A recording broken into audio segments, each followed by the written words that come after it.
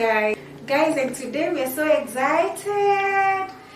Personally, I'm so excited to have Miriam. We are glad to have you, Miriam. Okay. Please introduce yourself. Okay, my name is Miriam. I'm a mother. I am a social worker. I'm also a sales and marketing officer at Bytech Kenya. Thank you so much. So today we are so excited. Miriam has a story, and this story, guys, you don't want to miss it. So I urge you all to just pay attention and listen, and I'm so sure you're gonna learn something. And Miriam, Yes. take it over. Okay, my story is that of pain at some point, but a story that empowered me to raise above my challenges. Okay. So every day, my story pushes me to become better. Thank you so much. So Miriam, take us through your story now. So I start maybe 2019, where maybe in campus, in my 3.2 years, 3.2, as a CU official and as a very player. Before to finish in campus, and kind of the society had put it in our heads: campus, work, marriage. Yes. So I am prayerfully and actually by action looking for a husband. Yes, you're in fourth year, yeah?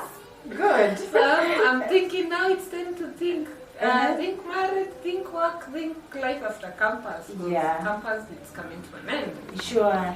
And which was right? Yes. Yeah. I want to think I was in the right senses today to start. Yes, yes. But then at some point I met a guy, tall, dark, and handsome. I find him, and I was prayerfully looking for him. So a few of my instincts were, okay, you prayed and God answered. How did you meet with him? So this is how I met with him. But then I had too much, like, the last few months of campus, they are busy. You have projects, you have a lot to do. So as a CEO official and a class rep, then I decided maybe for class rep, I would tell another guy to help me out so that I can at least focus on a few things. Yes. And that is what I do. Yeah. So how I meet this man is through the class rep. Okay. So the class rep one day calls me and tells me, a lecturer by the name this is calling you and says he wants to see you in the office. As a concerned student, okay. I tell him, okay, tell him I will be going to the office at this particular time. And this time you're praying for a man to man. But he has not, I have not actually known he's the man yet. Oh. I'm yet to even find him. So this is a series, this is how I meet him. My class rep tells me, this lecturer is looking for you and he says he wants to see you in the office. Yes. So I tell him, okay, please share the number so that I can organize how I will see him. Yes. So my class rep shares the number. And Yes. I call him and he tells me, hi. I tell him, hi, I am Miriam. I have been told you're looking for me by so and so. When do I see you and why am I seeing you? Yeah. And he says, okay, I am at a particular place in Chuka eating meat. Okay. How about you see me in like 1 hour? In like 2 hours, so I go ahead with my day-to-day activities. I get into a class. Yeah. My lecturer, who was a lady 10, was leading the class. I get to a class. We are doing poverty management, but in between the class, the lecturer calls and says, hi, I am in the campus fields. Where are you? I immediately tell my class rep, I have left my books here. I have rushed to go see the other lecturer who is looking for me. Yes. So it's campus. You don't have to borrow permission to walk out. Of course. So I just walk out. Just walked out. Yes, I walk out. I go to look for him. I find him at one of the blocks. We used to call those blocks science block. Yes. I find him at science block. Apparently, I was upstairs, the top floor of science block, and he was ground. Yeah. So when I'm just going down, here he is.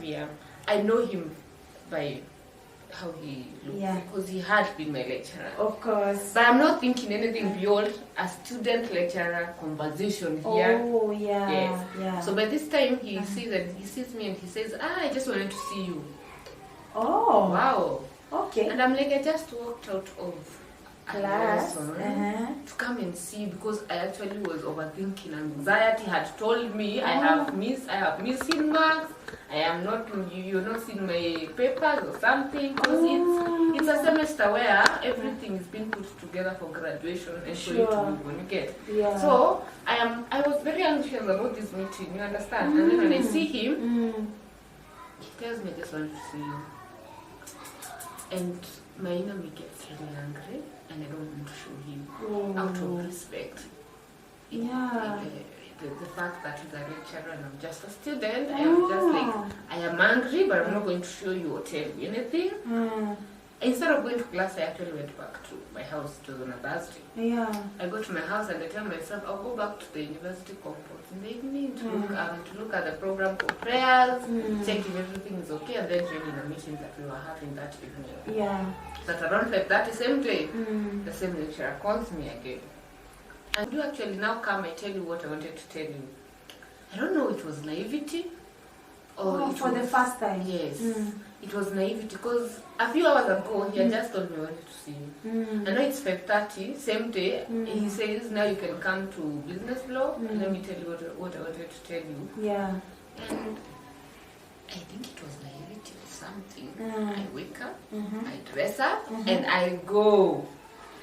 Well, okay. I go to see I can him. understand. You are an obedient student anyway, and this is your lecturer. And I actually didn't think much. yes, I was like, it's just a leg trying to maybe, and I have never failed. That's one thing about me. Yeah. In my whole Campus I life. performed the best I would have done in everything I did. Yes. And that's me. I do the things to details. If something is not perfect, I would rather do it or not do it either way. Yeah. So I leave it at I'll call you back. Yeah.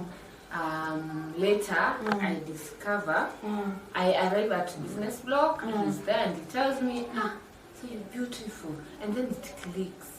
Oh, this guy. Oh, this guy does not want a lecturer-student relationship. He wants more than that. Because now the conversation has gone to you're beautiful, sit next to me, let's have a conversation, you understand? Oh. And that's how the whole evening goes, like, actually. Because when he calls, when we are there, we are talking a lot of nothing, because there's nothing much we can detail here, right? Yeah. It was just a random conversation with a random guy. Yeah. A guy who is interested in you. So Yeah. the conversation just goes, where do you come from? You can understand. So, Yeah, general talk. yes. Just So we like that. have the talk like from 6 to around 11 in the night. What? That was long. Long. So then it clicks. I kind of have found a guy who I like. Oh, this is the first day. Yeah, and I can tell I like him. He likes me because he wants to spend time with me. And this time also, you had prayed about it. Yes. You had told God actually to connect you with someone to marry you.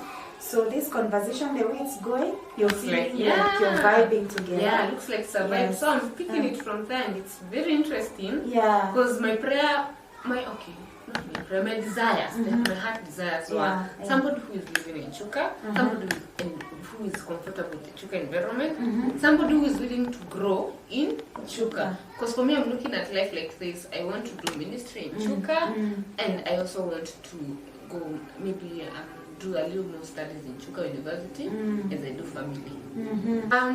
Somewhere the second day, Friday, so our friendship, not a relationship as per se, because our friendship now kickstarts that day. Yes. So I miss meetings because you're with him. Yeah, I tell my chairman on that day, I'm not going to make it, I'm a little bit busy. But actually I was not busy, I was with this guy talking a lot of building a counsel in the air. Yeah. Oh. So we are done. Friendship kickstarts there. Yeah. So that's how I met this guy. Oh. Yes. That was beautiful meeting. Anyway, it's just like the ordinary, the way other people meet. Of course, you can meet your better half or your spouse in any way. So this was not different anyway, because any other person meets in a different, their own unique way. Yes. So go ahead. Okay. By the time we are meeting now, he knows I'm a seem official. Yes. He also knows I'm really busy. I am into prayers. Meetings. Yeah, meetings. So every time he would call, he'd be like, when you're going for prayer, pass through here. Oh. Because he knows, okay, she'll be done by classes by 4, Yeah. and then she will not go to the house. Yes. She'll be heading for church PCA, Yes. to organize a few things. Yes. So at around 3, I'll just hear a message. I am at science block, masters, library. Oh. Please pass through. And I would pass through, and then it would take like 30 minutes, have a very random conversation, then I would leave to go to handle the other things. And probably if I have time, still come back and continue. Yeah. Actually, science block, masters library was kind of a meeting point, which is not okay, ladies. No man should meet you in a library and he likes you, though. It's not okay. Oh, okay. So he took advantage of the free space. He has the entrance. He has his permission to be in there. So I just tagged along. Oh, yeah. Yeah, so that was the place we used to meet for a very long time. Sure. So now later he started complaining that you're too busy, you don't have time. One of the reasons why that was triggered is because one of the times I was in a meeting in the evening, he called me, can I take you out for supper?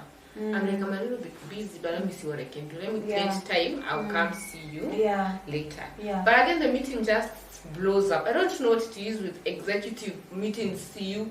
Of course, they take time. They take time because you're planning for the whole church, you're planning for the whole campus, and there are so many activities that take place in a church setup. So I understand. You would put it that way. Yeah. But today, having grown up and been in other committees in church and dealing with bigger accounts, I wonder what we were actually doing in those meetings. Okay, let's say there were important matters to discuss anyway. We passed a lot of time. We wasted a lot of time with conversations that would have ended. Okay. That's one of my lessons. Would tell us, you official today, deal with the business, go do something else. Because tell me why a meeting is starting at 6 and ending at 12. 1 in the PM. Oh my God. Oh. After campus, you get employed. It's not the right mentality. It's not. Yeah. Actually, it's not. It's not. But anyway, it's not the right mentality. Yes. That kind of messed me up a lot at some point. Because I sat. Okay, I didn't see it actually because I had a few businesses around the country, but still I would have done better. Yes. Sure. So he complains on this particular night. We go. I tell him, okay, I am late, but since you had already prepared supper and you had said you want us to have it in your house, how about I come, pick my food, and go to my house and eat it from there? Let me appreciate the effort. I'm just being a good lady, you get. Oh, sure. But now he has given me a different direction. He had told me he lives in town, Chuka town. Oh. And now when I call him, he tells me, actually come, this is the side of the campus. Very different directions. So when I arrive at the house, it's just a small bed sitter with a few things. And looks very student-like. My mind is like, lecturer, why does it look like a student lifestyle? And he goes ahead to lie to me that the room belongs to a cousin. He's just staying around because it's nearer campus than his house. Oh, wait a minute. And that happens. But then I didn't actually pick the food. I can't remember exactly what the conversation went like. But I was like, my friends are waiting for me down there so that I can pick the food and go. But since I can't actually pick the food because the conversation got, I don't know what we talked about and you got mad. And I was like, I don't understand why you're angry. And I left the food. Okay, how long did you stay there? For like 10 minutes. What did you tell your friends down here? I have gone to pick food from a friend. Oh, and your friends didn't question? No, it's high campus. If a friend offers you go for a meeting, I cook. Oh, yeah. I actually had not decoded it as a date yet because I am yet to know him. Yeah. But he has told me to come for supper. Yeah. I have gone for supper. Didn't go for supper because his timing was wrong. It's on a meeting day. Yeah. But I still go for the food. But when I go for the food, one, the room is not the one I expected. 2, it's in a different location.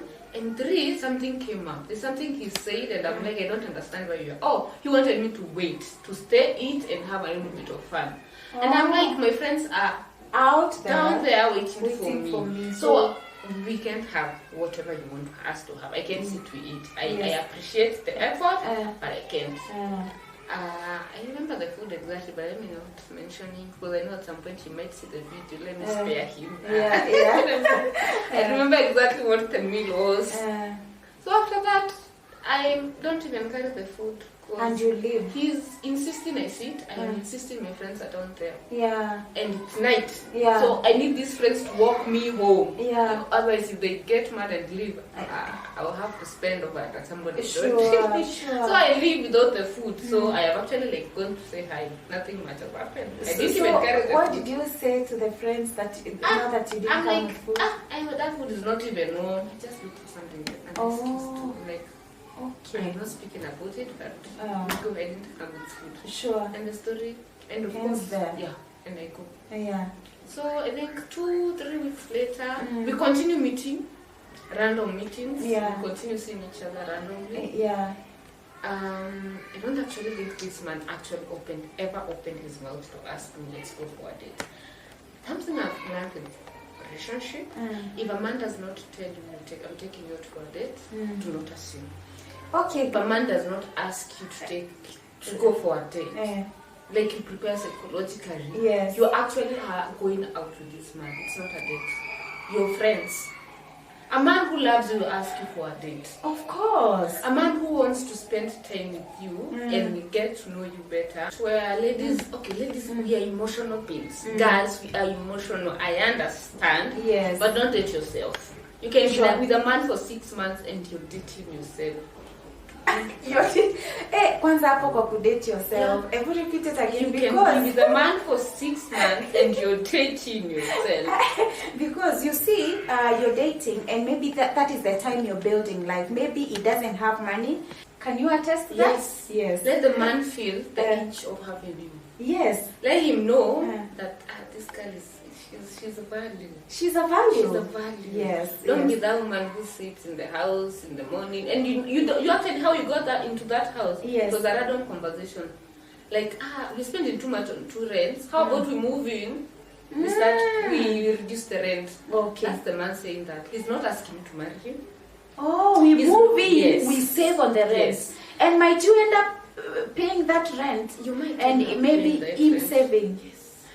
So at this point, I don't want to assume. Yeah. Okay, I had mentored well enough and told if you assume, you may try. So I am trying my best to assume. Yeah. So when he says I am being busy, he's complaining. I can tell there's an attachment. He wants to be around me. Yeah. But I also still don't want to. So I'm asking questions like, are you dating? He says, I'm not dating. I'm asking questions, do you have baby mamas? He says, I don't have. I'm asking intentional questions. Just to avoid being in a situation where maybe tomorrow I will regret. So I have one, you're not dating, so I am safe. My thinking, but men can lie though. That guy was dating. Not all men. Yeah. Some men can lie. Yes. Because when I ask him this question, confidently into my eyes, he's not dating. Yes. Does he have baby mamas? No. Confidently to my eyes, I'm so sorry, guys. He says this, the son is about 5 years. 5 years?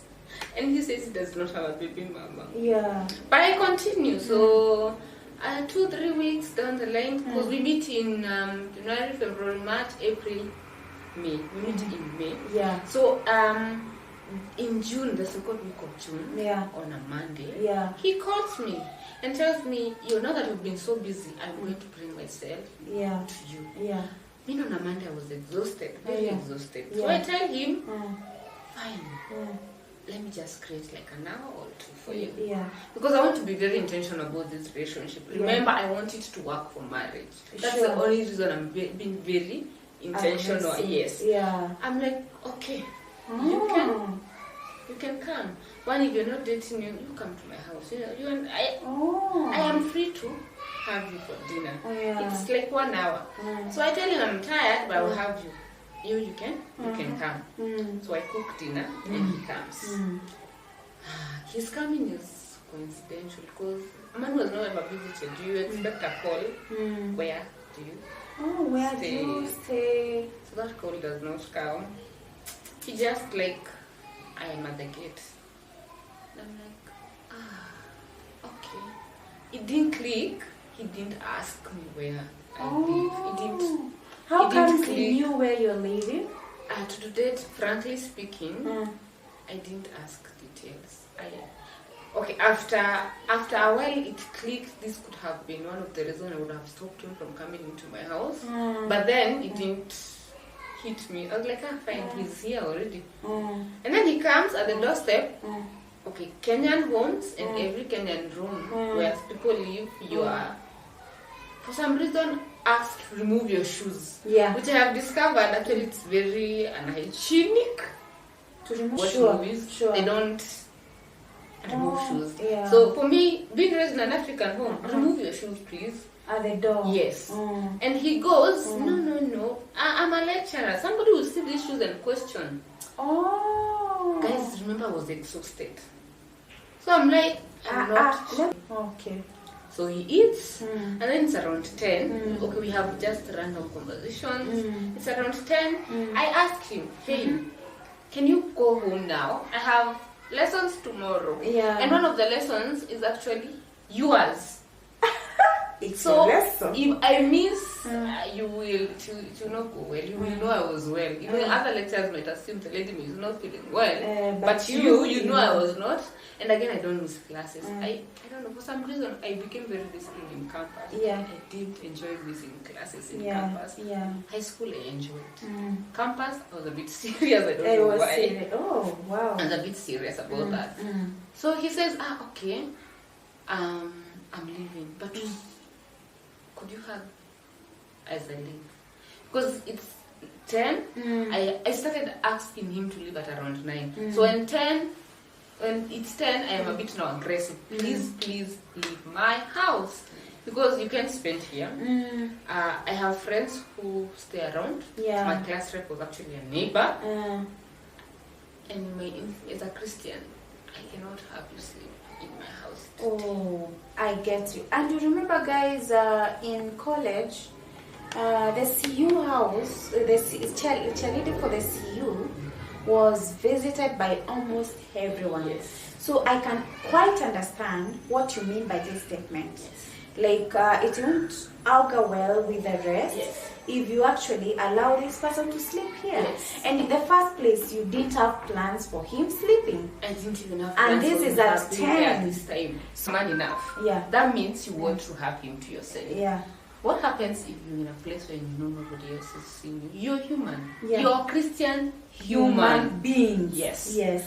So if you put yourself in a place where you can compromise easily, you'll be sorry tomorrow. You'll be very sorry tomorrow. So just choose public places. It's wisdom. The Bible itself says free from.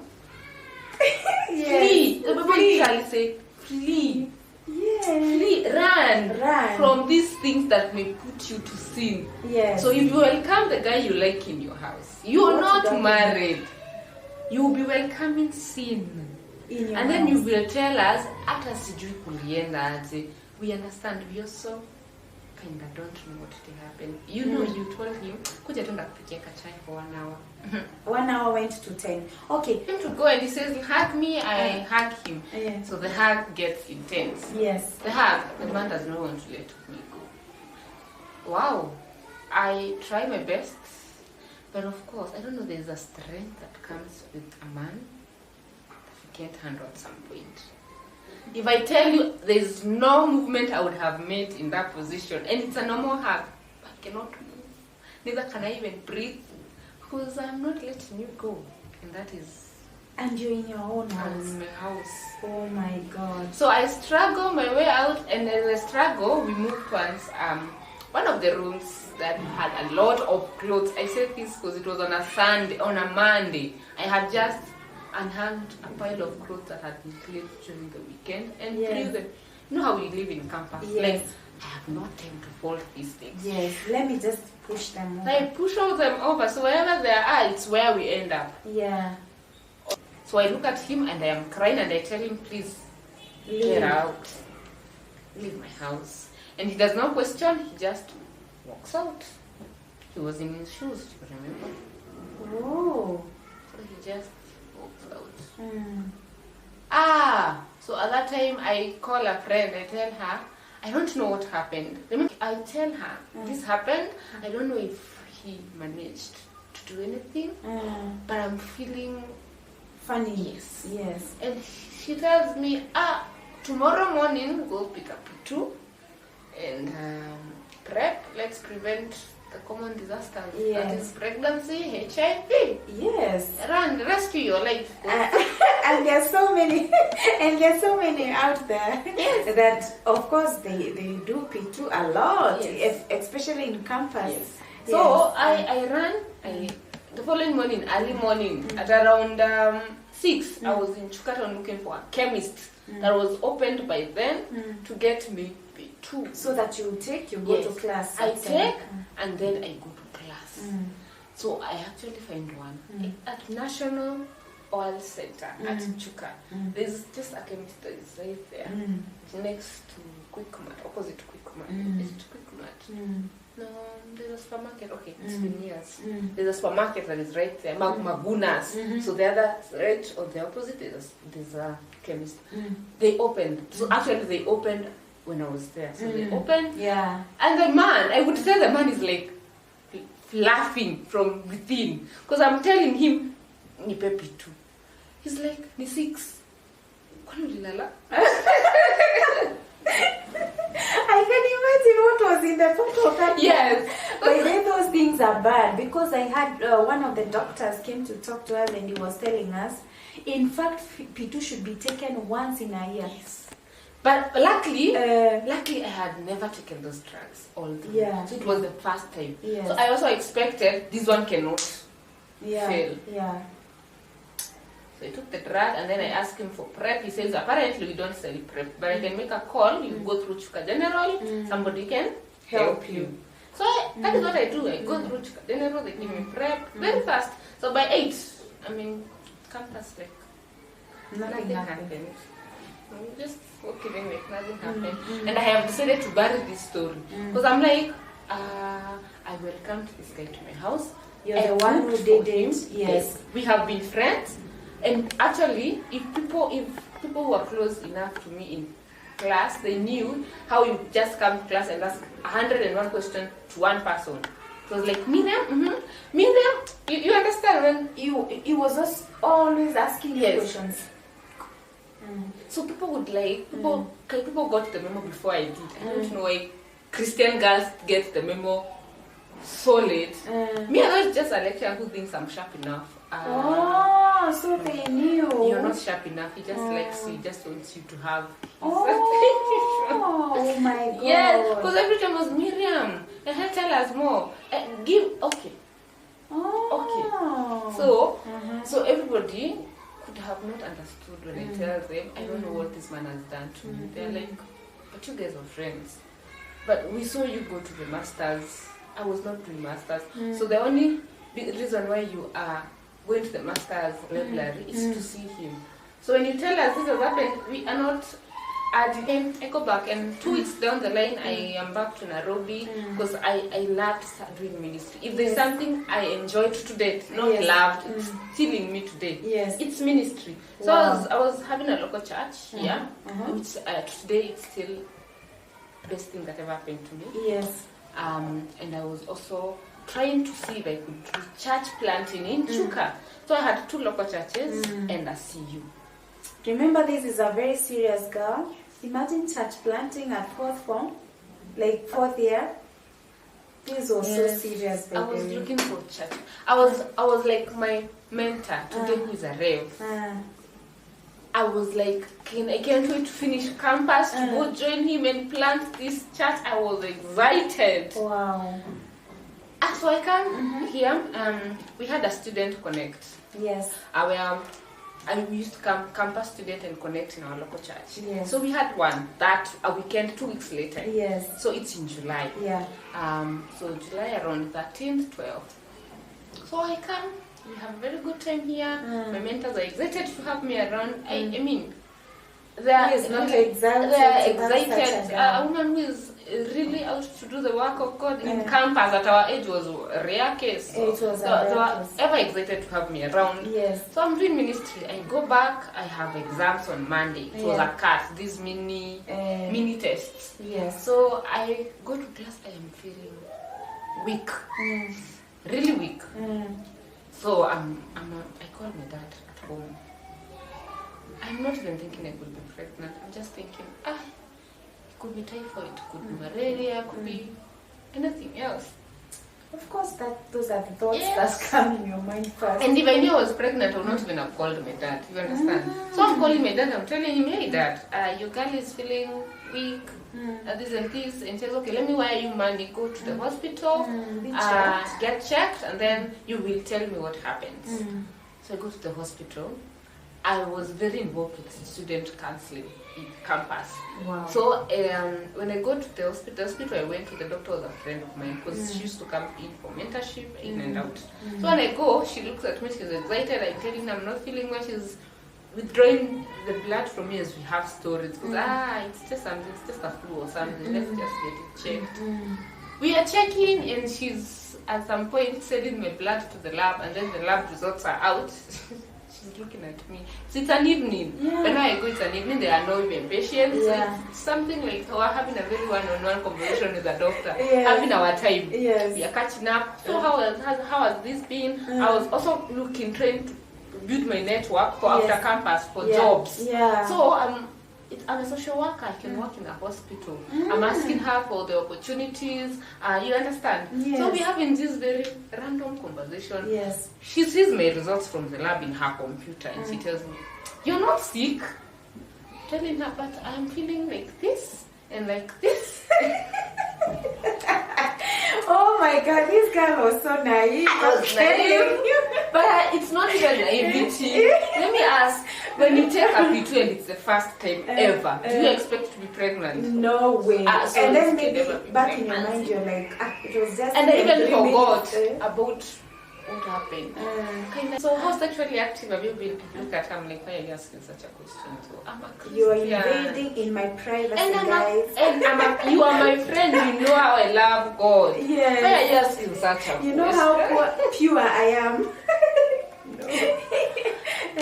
She looks at me and tells me, now that we have your blood, let's just have a sample and put. You see the pregnancy test. The one, leave the strip, there's another one that you put blood on. Yes. So she places the blood and 2 stripes. She looks at me, congratulations. Well, you're going to be a mother. I look at her.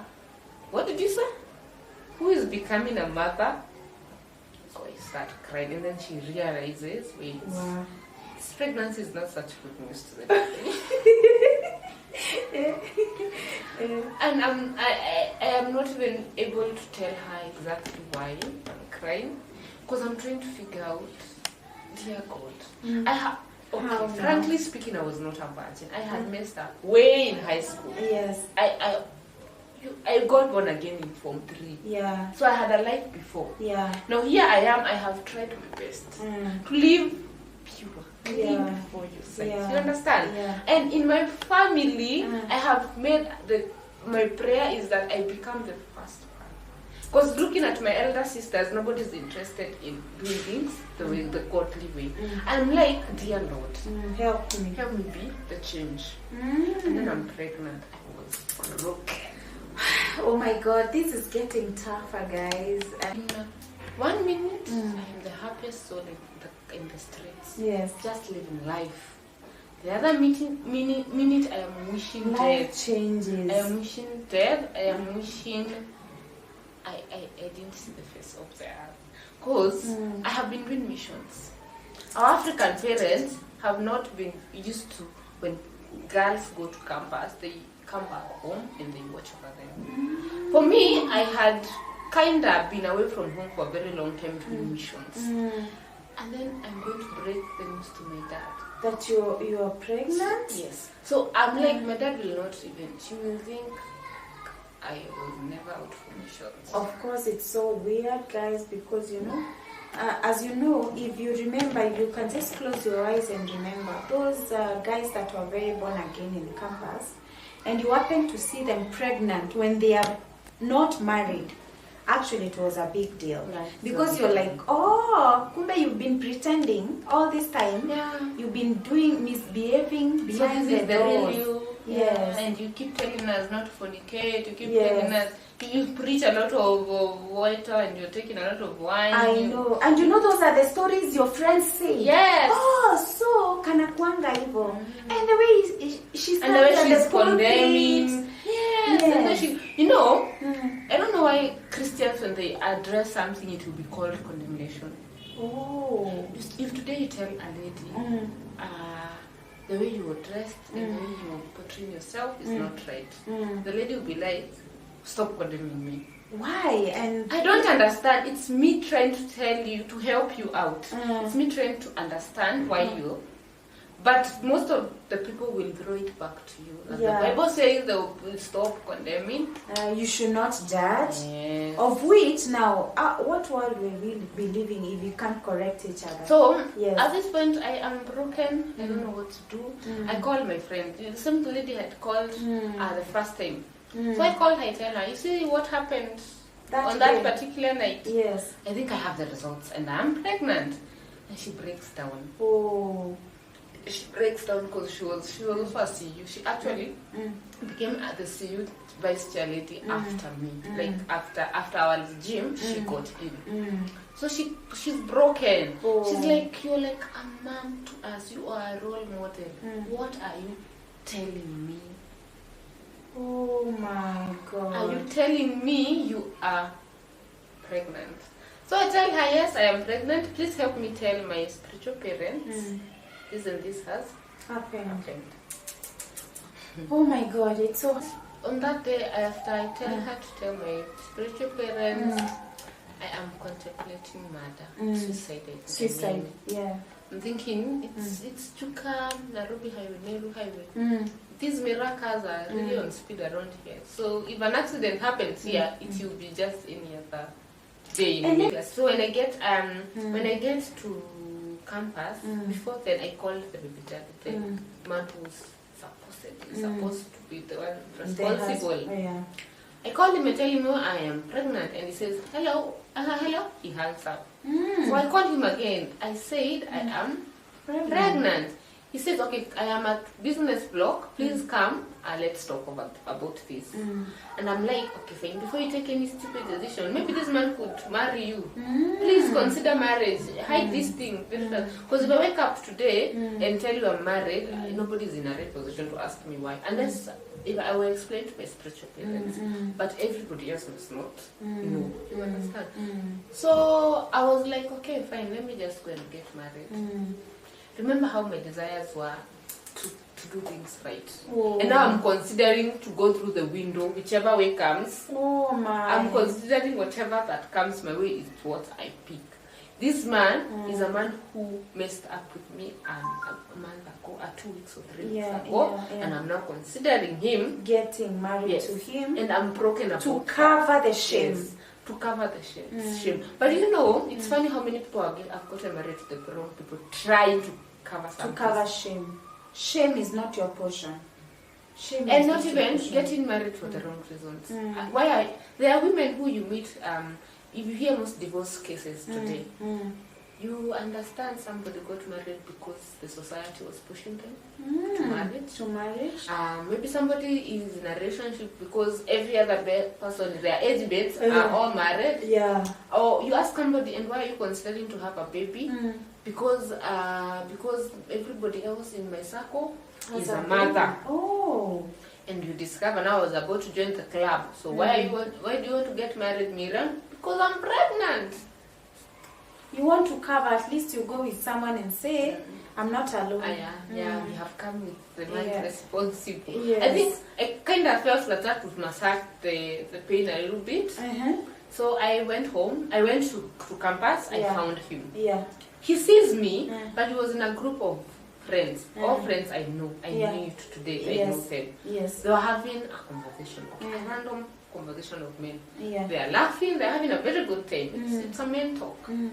So they are having this conversation. They are happy, but he notices me and does not even come.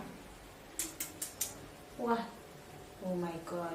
So I'm like there for 15 plus minutes, waiting for him to notice me so that he can. He saw you. He has noticed me. I had already made the call and told him the nature of the reason why I want to see him immediately. Yeah. And he still goes ahead to laugh and high five with his friends right before my sight as I wait. So at this point I give up and I start walking away. And then he comes and like, see, wait a little bit. I finish with my friends and they come, we talk. I look at him and now I start crying. Like, yeah, because of pain. Yes, I tell him, I have gone to my house, you know where to find me. And I walk. So it's a walk of shame from campus to gate A to Sandbar Chamber where I used to stay. Yeah. So I go, I arrive. That's a journey of pain because you went crying. Yani, I went literally shivering in tears. You see that cry of that? Yeah. And everybody on the road could like notice. Remember, this is the CU cheerleader. She has all the motivation, but now this is the time she's broken. That tells you even your mentors can actually get broken, and at that point, the only thing they need is support. Yes. So this time, I'm not looking forward to telling anybody what is happening. But luckily enough, my spiritual parents had already been told by the lady I had called. I told her to please tell them. So when they called in, they told me, we want you in Chuka tomorrow morning. Let's see how we can do about it. Please come, let's. So your spiritual parents they stepped in immediately. Wherever you are, may God bless you. Yes. The blessing is huge beyond the world. Because they stepped in immediately. They didn't take like tutamuongelesha kesho. Oh, like that is the point you actually needed someone to support you. And that move actually saved my life. Because I'm not sure I would have seen tomorrow if nobody talked to me immediately. Yeah. Because after that, the guy comes to my house. And he tells me, he holds my tummy. He comes in with a friend. And funny enough, the friend they come with is a man I know. Still a lecturer, but his friend. But I know him from seeing them together at some point. So he comes at my door, and they don't even get in. Remember the first time he was ready to get in? Now, right now, he does not even want to get in. So I go out, and he holds my tummy. And says, I'm going to be a dad. Okay. I'm excited, we shall see what we shall do about this. So, and then he says, we have a random conversation of, you're going to be a dad, how do you feel about it? It's me trying to put you like that. And there's some comfort, when you say that to a woman who is pregnant, there's some comfort that comes with it. Oh, yeah. So I'm like, at least he's not saying he's not the daddy. Oh, yeah.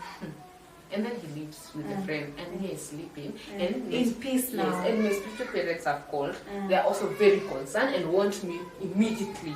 So I think that those two actions, him coming and saying, I'm going to be a daddy, and holding my tummy and saying, let's see what we can do about it.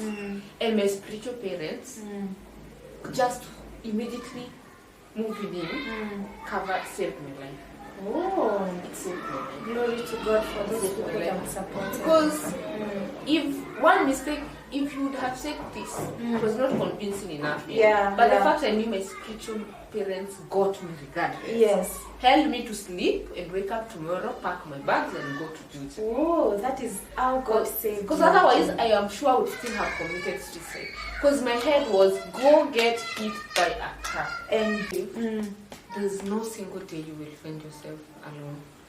But there's a scheme that the devil wants to use. Thank you. That is the point. The devil will come into your mind to show you every reason as to why you should think you are wrong. And the instances will be easy. He will bring out the people who treated you wrong. He will bring out the scenarios of what ifs. Okay. The scenario of nobody loves me. Because at this point I was feeling nobody cares. Who cares? But now it was the devil lying to you. It is because he didn't want me to face the fact, maybe probably if you call your mom, she will embrace you. I didn't think about that immediately. It is me thinking this is a sin, it is so wrong, they will condemn me. I am And condemning I'm better myself. off Yes. dead. I'm condemning myself before anybody else does.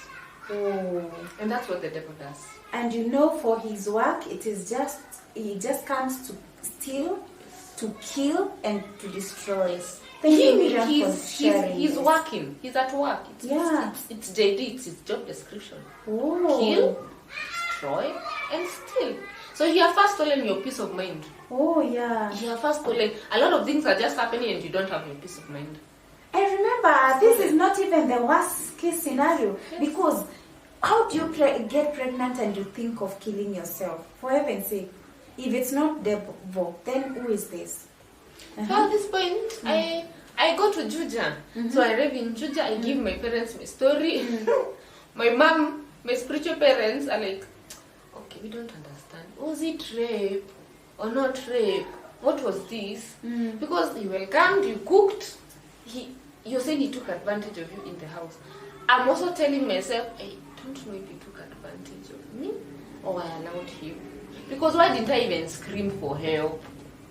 Oh. Why? Yeah. You should have, when it hits you should have done better. Si hata ungepiga nduru. But I am still thinking then, I didn't piga nduru then. It is me thinking, watu wasijui atafikiria aje unapambana na mwanaume kwa nyumba. Oh. So that is one of the, again, it's the devil at work. Yeah. Because who cares what people think when I'm avoiding to sin? Oh, you could have pigat nduru vizuri sana. And have been rescued, right? Yes, I didn't. Because I'm thinking, sasa nitaambia watu hata alikuwa afanya nini kwa nyumba saa hii. Alikujaji hiyo masaa. So how many people out there are actually dying inside? In silence, because they are worried what the society will say when you save yourself from the consequences. Such. Oh my I mean, God. you're more worried about what other people say than the consequences. Now, when the consequences hit you, you realize you could have chosen what people would have said. Oh, so that was my situation there. Sure. So we go through the conversation with my mom, and she's like, "This story, even if you were to report it, you can't. We don't have evidence. It's not a rape. It is what it is. Yeah. It is what it is. It is what we call.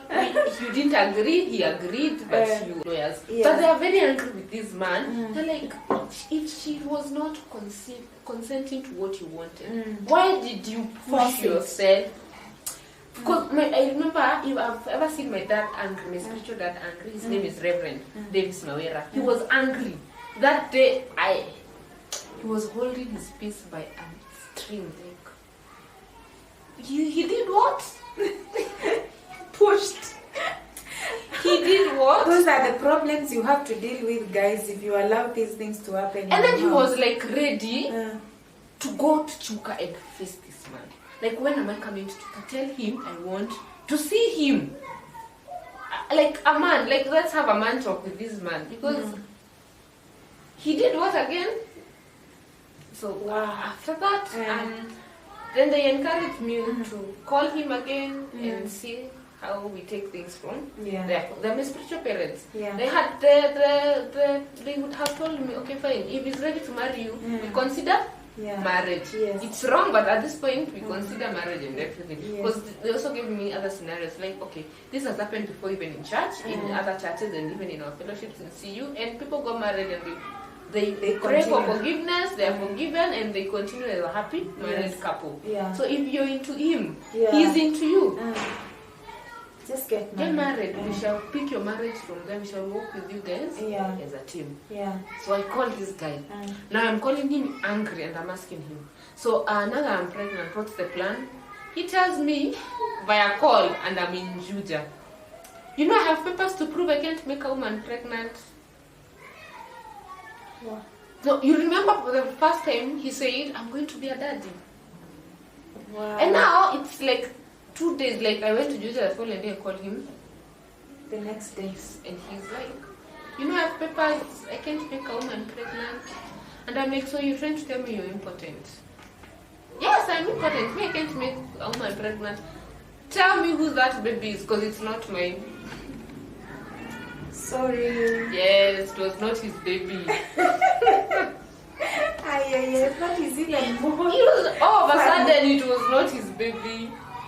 I think he learned something. Maybe he learned, maybe, I don't know. What could be the reason? Do you ever understand? I have never understood. Because from I'm going to be a daddy and I have papers that I can't make, those two statements seem to conflict each other. Yeah. But then I'm like, I have not slept around with anybody since I joined campus. So this pregnancy, if I am truly pregnant, as the doctor said, can only be you. So when you're telling me, you can't have a baby. Yes. So I tell him angrily, you actually took advantage of me. And then now, you can't make me pregnant. So I've become another version of Mary, Mother of Jesus on earth. Yes. And he goes, you go and find the father of that baby. There's no way I'm the father of that baby. Yes. And that's how the story ends. And that's where the drama now and painfully it ended. I go and tell my parents, he has said he has papers to prove that he can't make. That's weird, I'm telling you. And there's nothing much I can do about it. Yeah. You know what my spiritual parents tell me? How well do you know this man? I tell them it's less than a month. They look at me deep in the eyes and tell me, leave that man alone. Leave him. And you started the journey of leave him. Being a single I could not believe. No, I could not believe I'm becoming a single mom. Yeah. No. At this point now I started fighting with myself. Yeah. I started forcing issues. I'm forcing issues. I come. My parents advised me to come back to Chuka and do the exams. Remember, it's end of semester. Exam time. Yeah. Go do your exams. Finish this race strong. You cannot associate with us and your weakling. Let's time to be of strength and march forward. Yes. Pregnant. March forward, pregnant. Yes. My head, I must find this man. Now I start apologizing to this man. Aki, I'm sorry. Please forgive me. Why are you apologizing? Because I want him to take responsibility. Oh my. Telling you sorry. Asking you to please forgive me. I don't know why I was doing that. I mean, I don't. If today I look at that whole thing, unless you correct me, I don't think I was wrong at any point. You're not wrong. Your intentions were not wrong. So I'm like, why was I even saying so to him? Just because I would not accept birthing a child alone. I had not seen it with my parents, and I was not going to be the first one. I was super scared. I was so scared that you could raise your child alone. So yes, Miriam. So I am begging him. I am going to him at events. I'm looking for every opportunity I would have to see him, to beg. And you know, this is a point at this point I realized I'm actually dealing with a narcissist. Because 1 minute he's super okay. Let me come and see you. How much money do you need? 1 minute. The other minute he does not want to see you. After begging for such a long time. I go out for my attachment. At this point, I would have gone to an attachment somewhere else. But in the state I was, my spiritual parents again advised me, please go. There's another friend of ours who was also doing social work. She's still a social worker today, and who was opening her own home care centers. And she was like, we know you. You will perform. When you begin working, you can just perform. So, despite of what is happening to you right now, let's come. Let's have your attachment with us, because my house becomes your office as I watch over you and counsel you do all this. And at that point, I needed that. I needed that support. Sure. I mean, I don't know what life would have unfolded to become without them. Yes. Because either way, probably 6 feet down, or probably. Oh, God forbid! God forbid! Yes. So we are living. Yeah. So many things would have gone so wrong. So they embraced me so good that when I went for my attachment, I didn't have money or anything, but they got me. Because my first clinic, I remember my first clinic. Reverend Mark, a friend of ours, of mine to date, he is the one who took me for my first clinic. Wow. He walked me to the hospital at Katani because my attachment was in Sekimau. He told me, I told him I want to go because the previous night my host had asked me, have you even started clinics? Why? Because at this moment she was a mother figure. Yeah. She was like, you need to start. why are you not eating? Eat. And it's not eating, it was a project. Because I was really slender, like in my 42, 43 kilograms and pregnant. And she was not, it was not adding up. She was telling me, you cannot be like this when you're pregnant. You need to. And then when in sickness and everything.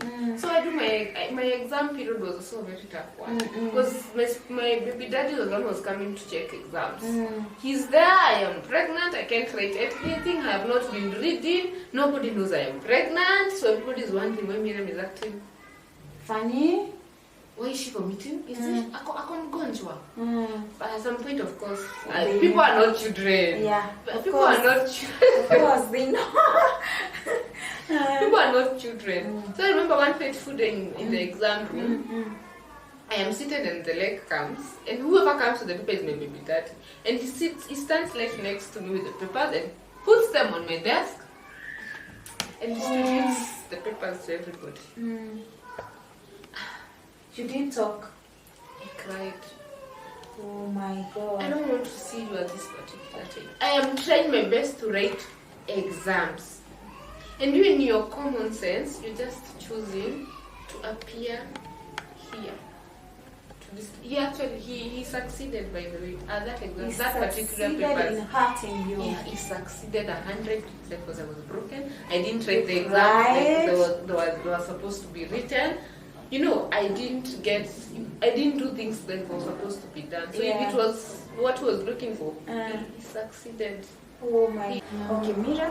So after all is said and done, I struggled, not really struggled. For me, because when I asked, because I remember times in tears asking God, so why did I?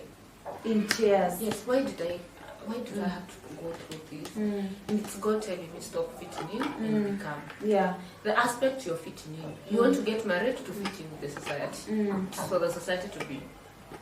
But me, I want you to become something that everybody can take lessons from. Yeah. Like you can just stand and address issues that people don't think they are. Yeah. It is me at my age looking at it like, if I didn't go through this, I don't think today I would be right here having this conversation. I'll be just a normal lady out there with zero experience, with zero nothing. You sure? Yes, today I'll be just somewhere.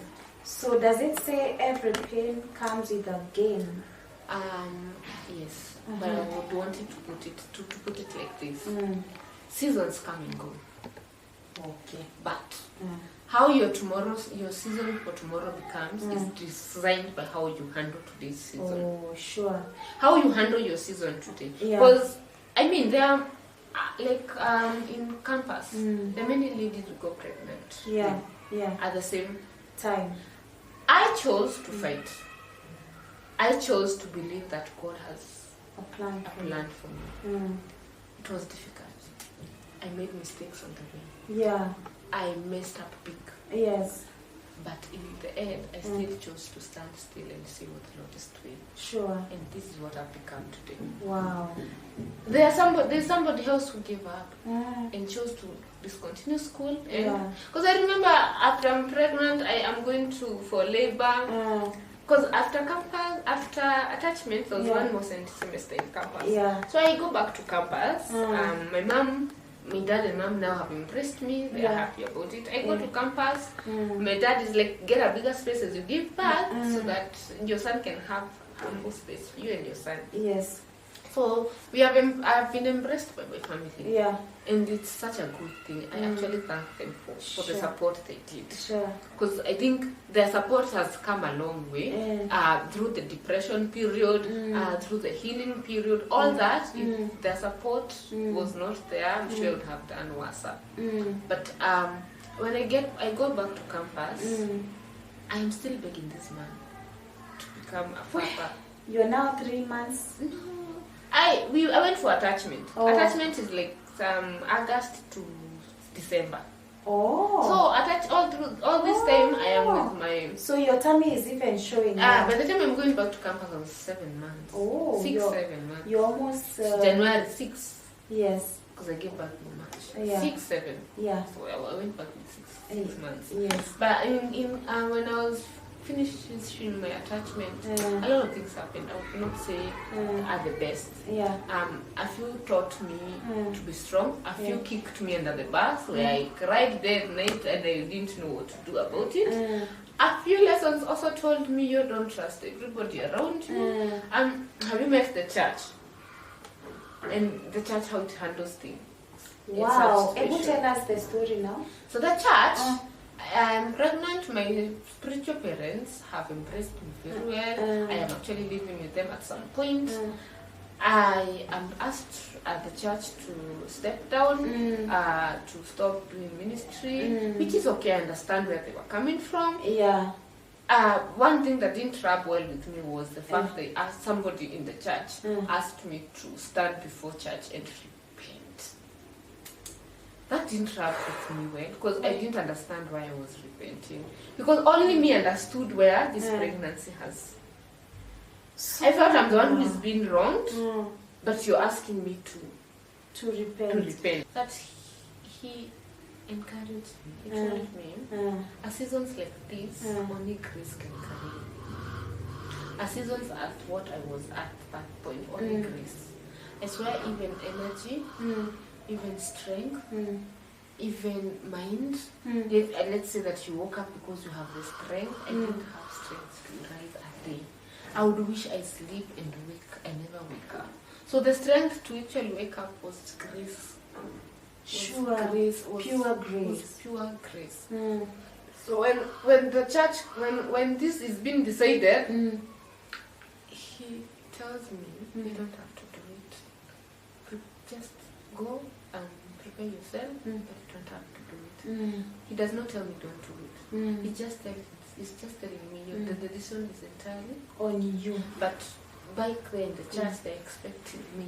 They actually have given me dates. So that's why my siblings came in. I didn't tell them.